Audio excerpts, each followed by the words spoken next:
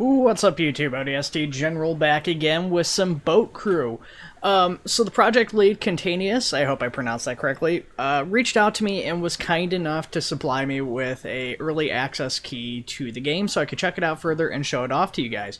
So we're going to do just that. Now, there is a lot of different stuff that wasn't really in the demo that we could take a look at that we kind of gleaned from the demo. But let's go ahead, take a look. So right now there is no campaign, but there is plans for a dynamic campaign, as you guys can see on the left-hand side of the screen.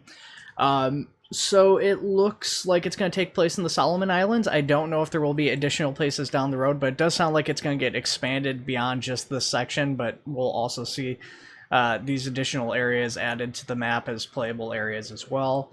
I don't know what level of control you as the player will have in the campaign. I dug into it a little bit. It looks like there's going to be some aspects of customization and choice of what units you get in the campaign, but I wasn't 100% clear on that, and I didn't dig as much as I possibly could just because of time constraints and stuff with the holidays and everything. But yeah, as you guys can see, there's bases that you have to attack and defend. You have fleets, or at least in this case because we're spectating, there's friendly fleets going around. There's enemy fleets also patrolling. These are combinations of things like PT boats as well as larger ships like this one here, presumably is a destroyer or something like that, versus, you know, a sizable squadron of PT boats, although the one with the destroyers got a pretty big advantage because they've only got one less PT boat, so they've got a pretty big difference there with that one destroyer. Technically, like a single PT boat could kill a destroyer, but it's not very likely to. There isn't a huge amount to really see with this right now. I'm guessing that once the actual full campaign is out, that once there's ship engagements and stuff like that, you'll actually take control and be able to go into the battles.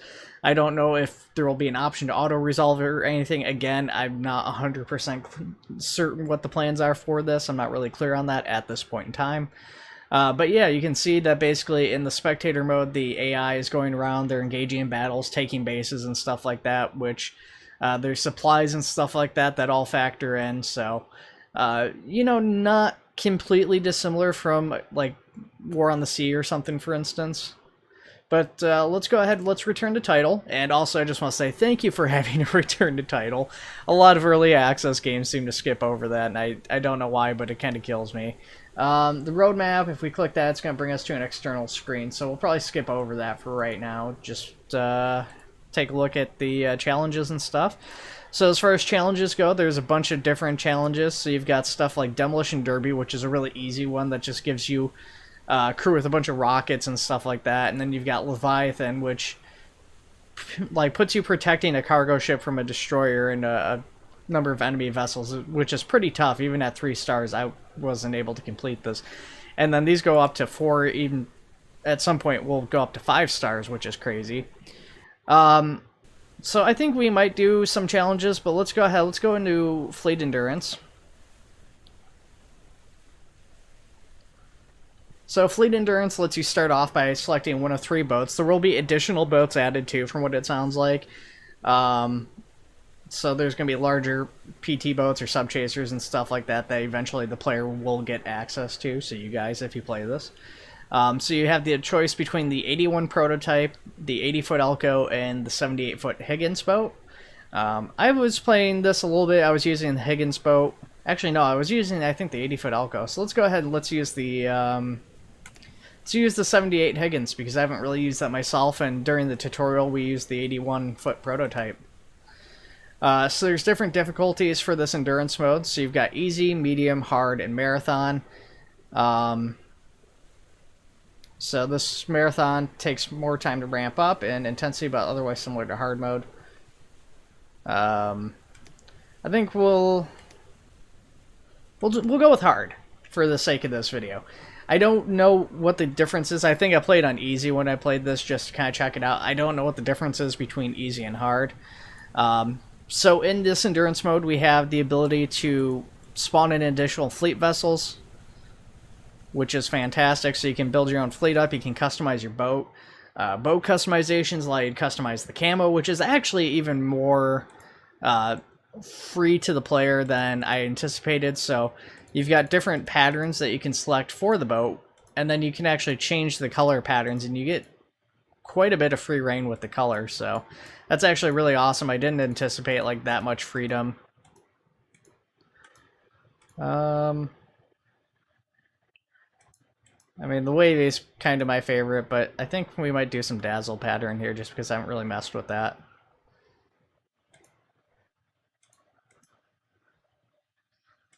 Maybe go with a darker color, though. Not sure. Wish there was a blue between these two. That's like, I like this blue, but just something a little bit lighter would be nice. We'll go with this. And then, yeah, at some point it looks like you're going to be able to customize the camo of individual parts, which is fantastic, too. So let's take a look at weapons, because this is going to be kind of the big thing I think a lot of you guys are going to want to see. So as far as weapons, there is a ton of customization options already. You've got depth charges of varying numbers. You've got torpedoes of different quantities and, you know, different versions of torpedoes. So you got, like, obviously Mark 8, Mark 13s, 21s, and so on and so forth. So different size torpedoes with kind of different functionality. You have the option to put these on different parts of the ship. So those are the front torpedoes. There's rear torpedoes. So you can have a combination of multiple torpedoes or torpedoes and depth charges. You know, all depth charges. So you can have some small torpedoes and big torpedoes. Yeah, just tons and tons and tons of customization here in terms of that. I don't know, and I actually haven't really noticed this yet, but I don't know if this seems to vary by boat. It seems that every boat presumably has access to all these weapons, as best I can tell. You've got the mousetrap, and then you've got the XP, or the X50 and the Mark 50 rocket launchers, which is pretty cool. For the main gun, of course, you've got your rear-mounted gun, your anti-air gun. I've only used the 20mm. I haven't actually had a chance to use the Bofors yet, I don't think. And definitely not the dual Bofors and the meat chopper, which get pretty expensive, especially those dual Bofors at 20,000. Hopefully we'll get a chance to maybe show those off. And then your utility weapon, which is your mortar, an anti-tank gun, and an autocannon. So the autocannon's like an anti-air one, pretty decent rapid fire, but it doesn't have the biggest damage. The anti-tank gun, obviously being anti-tank, it's not going to shoot at planes or anything, but it's a high damage, kind of slow fire rate thing, so it's good for engaging larger vessels, things like destroyers and subchasers. And then the mortar, also obviously not going to engage any sort of air units, but it's again got high damage with 500 kinetic damage and 500 explosive damage. Still not quite as strong as the anti-tank gun, but it is significantly cheaper, so opens it up a lot more. And then as far as turrets go, you've got the Lewis gun by default, and then that goes up to the M1919 and the M2 machine guns. Right now, we don't really have any spare budget to work with, so we're just going to have to kind of go in here and see how things go. We also do have access to these resources here, so we've got ammo, medkits, and repairs. With this being the first one, we're just going to, again, have to go with what we got. We'll keep the ammo on board because there's a good chance we'll need the ammo more than anything else.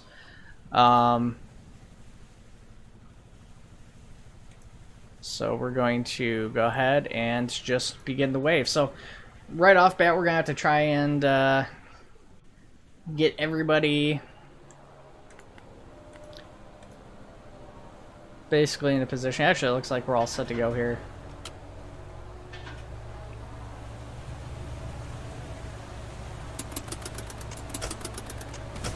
So we got some biplanes coming in. Bunch of float planes.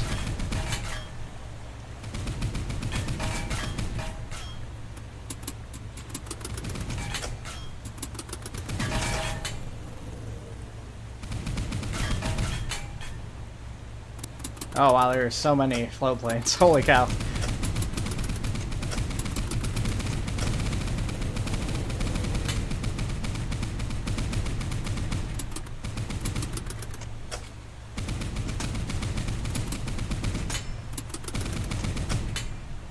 So we got artillery, but obviously that's not going to help us against planes.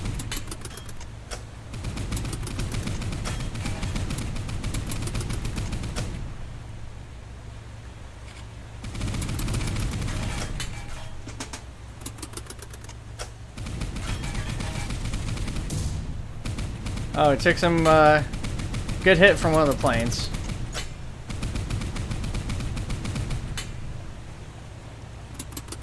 Unfortunately, we don't have any repair parts on board.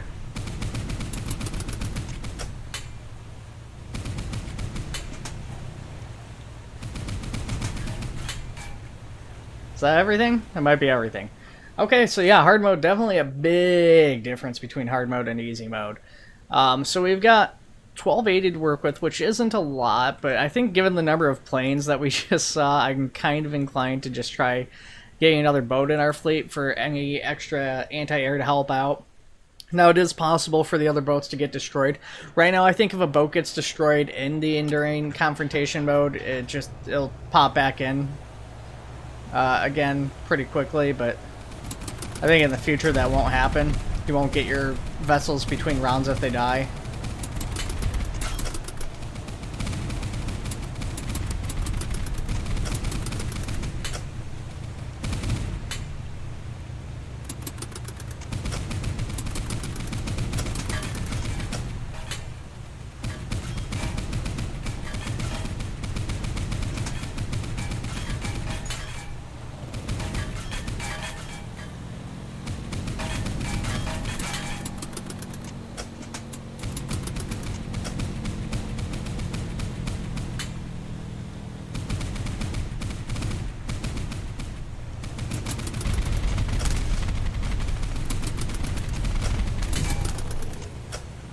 Alright, these Zeros are coming in. They're starting to make some strafing runs and stuff on us here.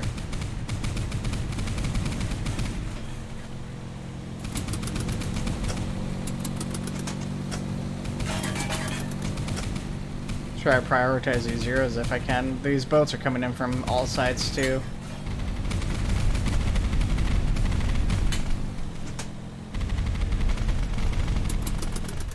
Our engine's damaged. We just, we overloaded our engine.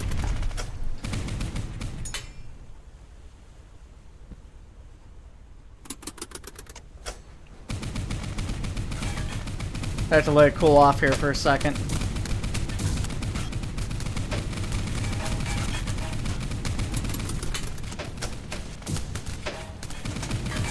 Alright, so yeah, hard mode, definitely a lot harder. big difference. Oh no.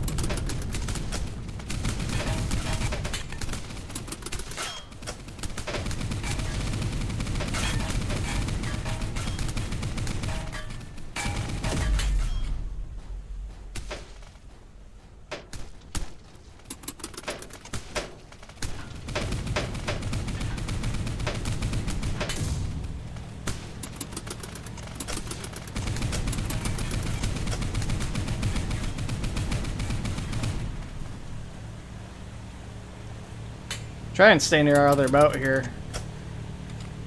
Unfortunately, they're not very aggressive, so you have to kind of stay close to them if you want them to actually help out, and even then, it's kind of hit and miss a little bit.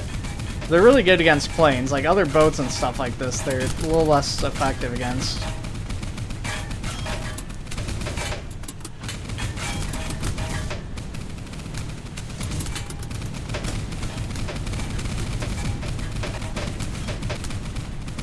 I think we're barely gonna have enough ammo to finish this off, it looks like.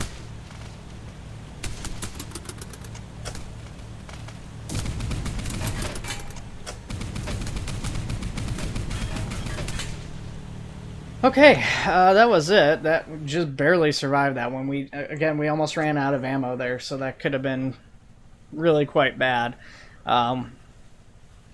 Let's go ahead. Let's go back to our boat customization. We'll do another round, and then we'll check out one of the special things here. So yeah, let's take a look at our weapons options. Well, actually, hang on. We need resources. We need repairs. It's almost tempting to get more ammo, but let's see. We don't have a huge amount more money to work with.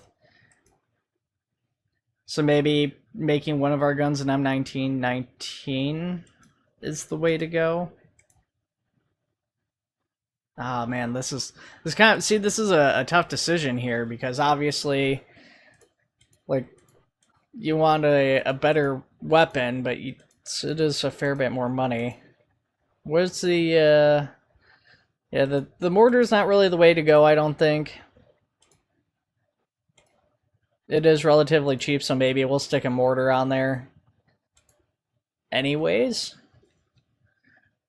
But I'm thinking... Gosh, yeah, it's looking like that. And then... Yeah, that puts us on the negative if we want 2 of those.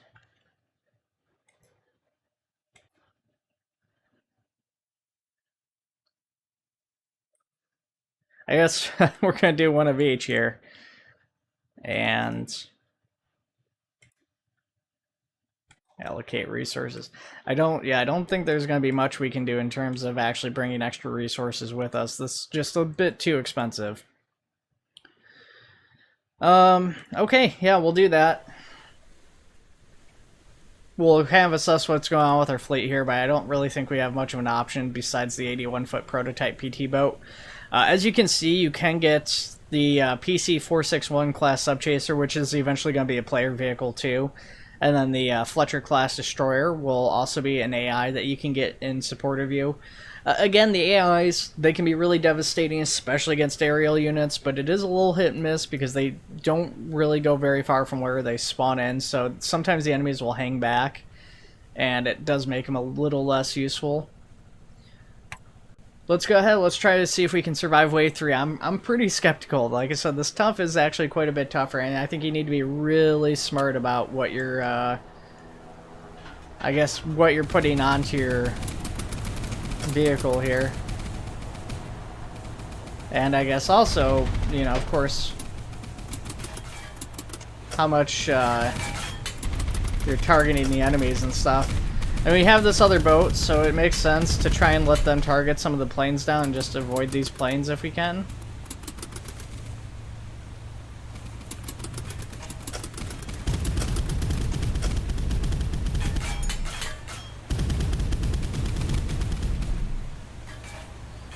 So we've got the float planes. We'll let the AI take care of them. We'll just try to target the Zeros, because Zeros definitely seem a lot deadlier.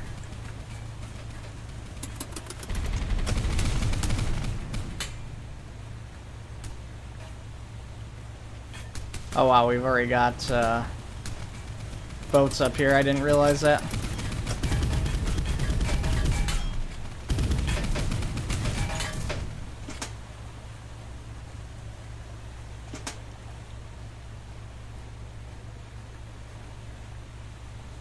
So we haven't actually gotten to the tough part yet. We still got all the boats here to deal with, and that's going to be the tougher part for us.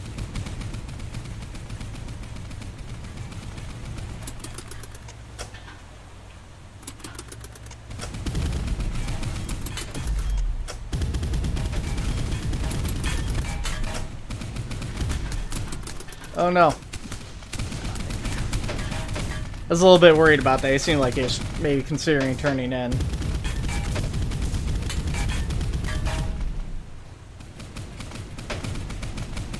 We're shooting over them.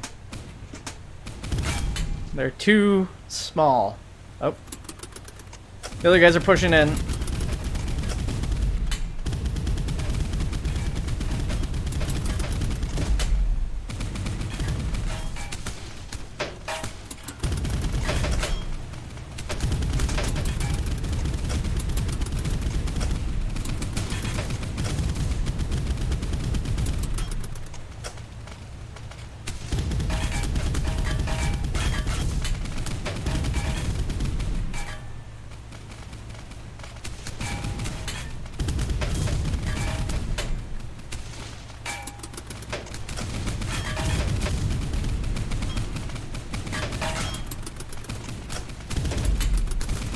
Got one disabled boat over here. Still firing, but it's not moving.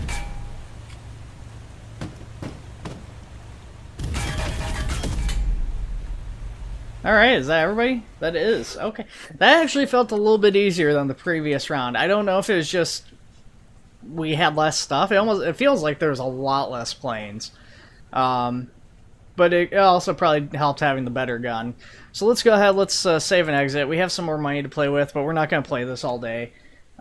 You know, we're already 20 minutes into the video and I want to show off the challenges to you guys. So we have the Demolition Derby, which gives your crew bazookas and stuff, so it seems like there's actually still some customization aspects that we can't really check out, like arming your crew with weapons and stuff. There's the Moonshine Raid. Scourge Naval Aviation Operations. Reason Captain uses the weather as cover to approach the enemy and destroy enemy light surface settlements.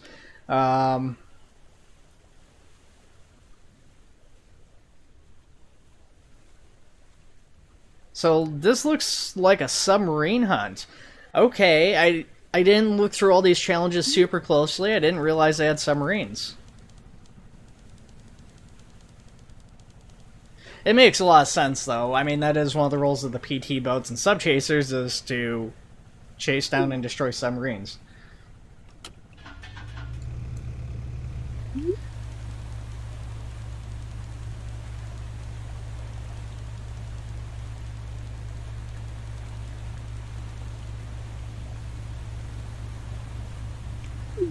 So it's saying take a detour here. Now, I don't know if the detour they're talking about is this waypoint we have, or if it says take a different indirect approach to the detour. I guess we'll swing around the right side of this island here and then approach from that way. So actually, this is actually perfect too, because you can see that our crew members do have bazookas and stuff. So yeah, we do have some explosives, things like that, which is fantastic.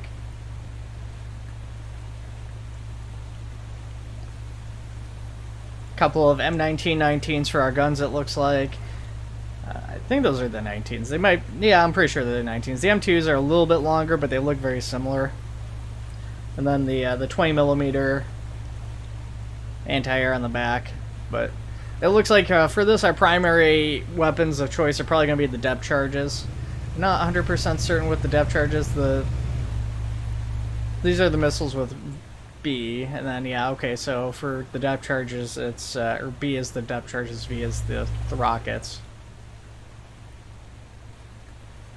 I haven't used the depth charges yet, so this should be interesting to say the least.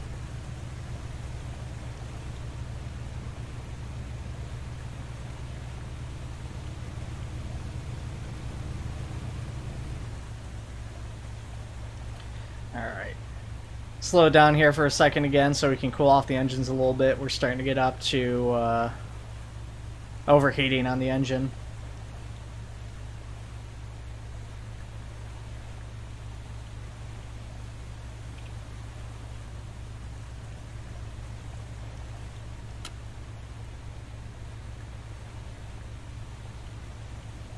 Well, from here, I don't see any sign of the submarine. There's no conning tower sticking out of the water. No periscopes that I can see. Water is turning green here. So, seems to be a potential indication that we're entering the correct area. It's red over there, though. That's interesting. I don't know why it's red there. Three different colors going on. Oh, yeah, she's lurking in this area, Captain. Hurt her with depth charges to force her to surface and go in for the kill. She won't be completely toothless.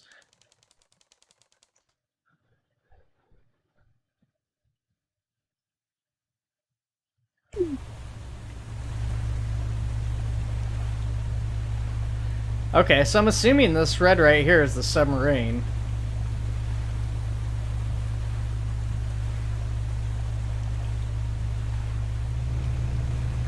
I'm kind of wondering, I've not actually tried to hit anything with the mousetraps underwater, so I don't know how well that's going to work, but I'm kind of inclined to try that if we can, for science's sake. So the mousetrap's going to be getting there first.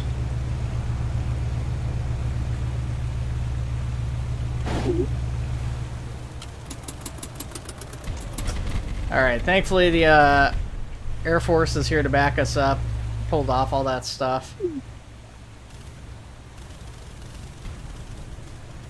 Oh, we got her to surface with the mouse traps.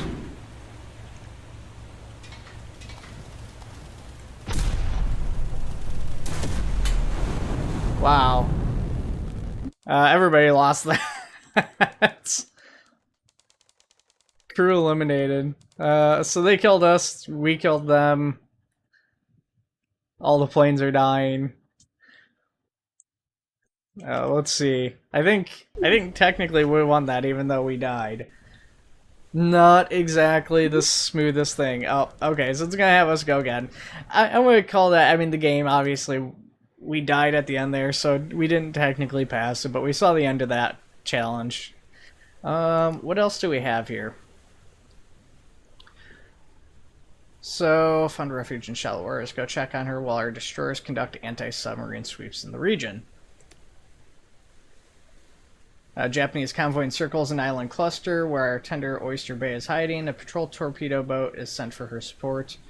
Unfortunately, it was recently stripped of its weapons. The crew was supposed to provide extra manpower, but the captain of the tender has different ideas.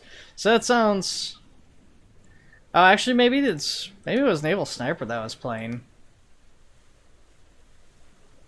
I can't remember. Maybe it was Leviathan. I'm really not sure now.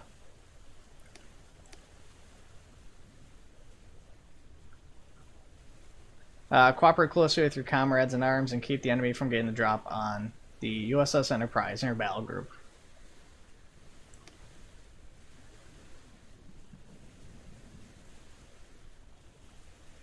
Our mine layers report that some of the enemies, or some of the sea lanes they have mined so far do not have reduced enemy activity.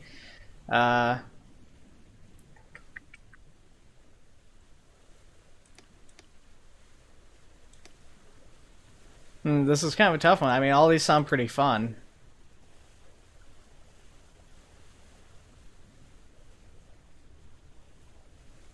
So this one sounds like the destroyers back here.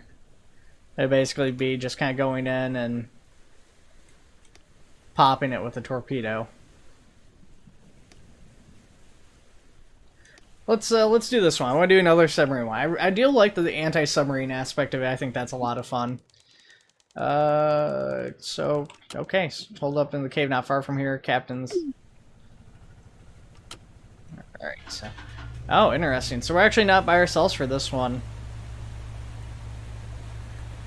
It says the destroyers are targeting down the submarines, but I don't see the destroyers, I don't think. Maybe...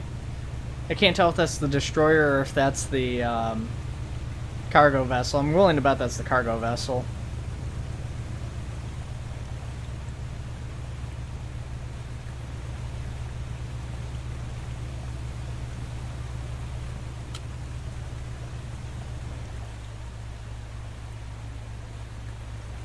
Yeah, it looks like a Liberty-class ship.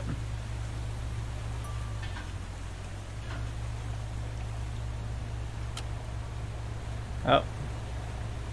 We got some zeros inbound.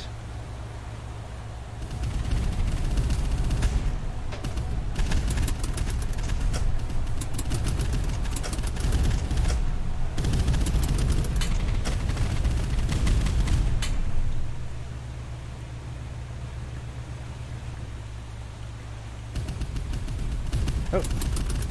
More sneaking in from the other side. Didn't see them.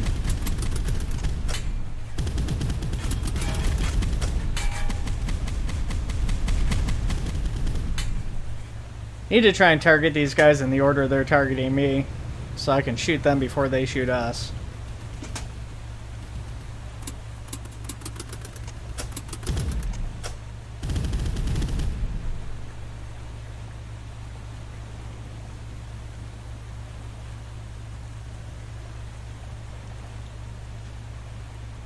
Alright, teammates should have those guys pretty easily.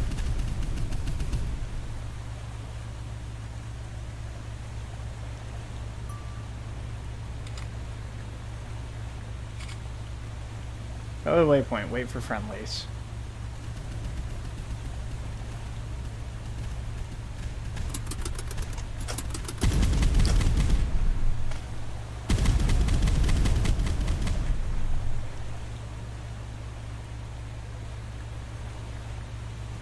Okay, they're moving up again. There we go.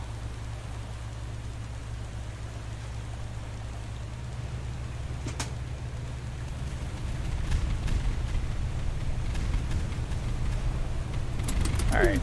They're gonna probably be okay on their own. Let's try and get this Liberty ship defended.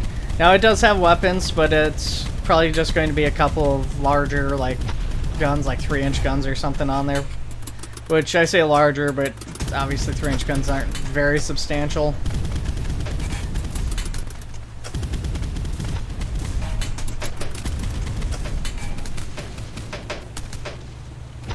Oh god. We might have just lost. Oh no. Oh no, okay. Well, let's go ahead, let's back out. Alright guys, that is Boat Crew. We're almost certainly gonna feature more of this on the channel. I've really loved this game so far, and you know, there's a lot more stuff in this early access version they were kind enough to supply me with that's not in the demo, so I've gotten a much better look at the game. It looks like there's still a lot of stuff they want to add and do yet that's not in, and you know, as it continues to grow and change, I want to continue to cover that stuff. Of course, if you guys have any questions about it, just let me know, and you know, other than that, if there's anything specific I guess you want to see as far as like challenges and stuff, let me know that too. Alright guys, thanks for watching, take it easy, I'll see you all in the next one.